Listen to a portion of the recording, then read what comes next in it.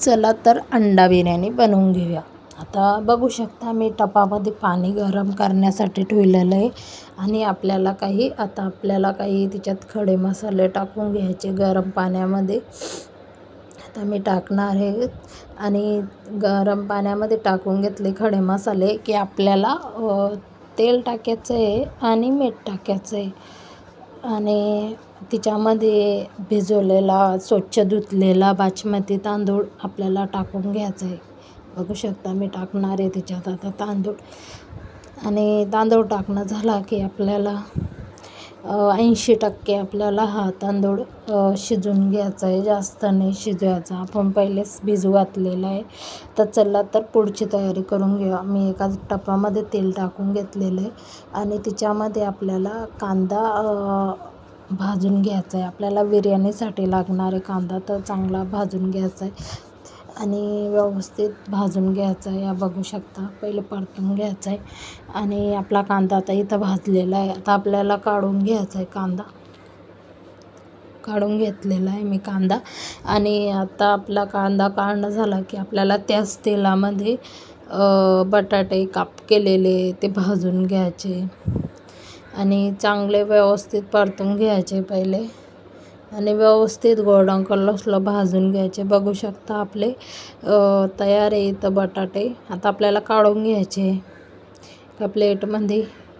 बघू शकता मी काढून घेणार आहे आणि आपल्याला त्याच तेलामध्ये जे आपण अंडे उकडून घेतलेले ते पण चांगले भाजून घ्यायचे। बघू शकता तर टाकून घ्यायचे। मी 6 अंडे वापरले इथं।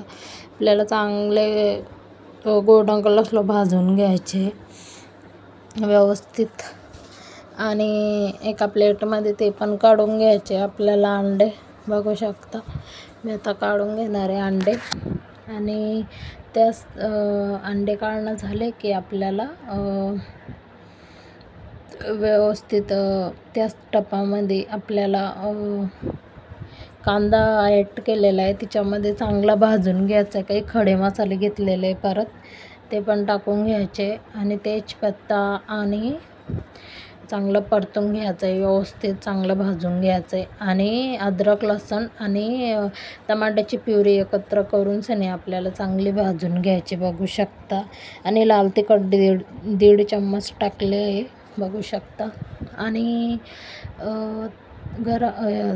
आणि आपल्याला धनिया पावडर आणि गरम मसाला आणि चिकन मसाला टाकला आहे मी आणि व्यवस्थित आपल्याला तेल सुटलं 10 मिनटं चांगलं शिजवून घ्यायचं आहे व्यवस्थित आणि हळद टाकायची आपल्याला आता आणि दही फेटलेली ते टाकून घ्यायचे व्यवस्थित टेस्ट यासाठी चांगलं आपली बिर्याणी झाली पाहिजे आणि व्यवस्थित आपल्याला तेल सुटलं चांगलं भाजून घ्यायचं आहे। बघू शकता आणि आता आपल्याला तिच्यामध्ये बटाटे जे भाजलेले ते टाकून घ्यायचे आणि अंडे पण टाकून घ्यायचे आणि व्यवस्थित परतून घ्यायचं आहे। बघू शकता आणि चांगलं परतणं झालं की आपल्याला तिच्यामध्ये कोथिंबीर टाकायची आहे।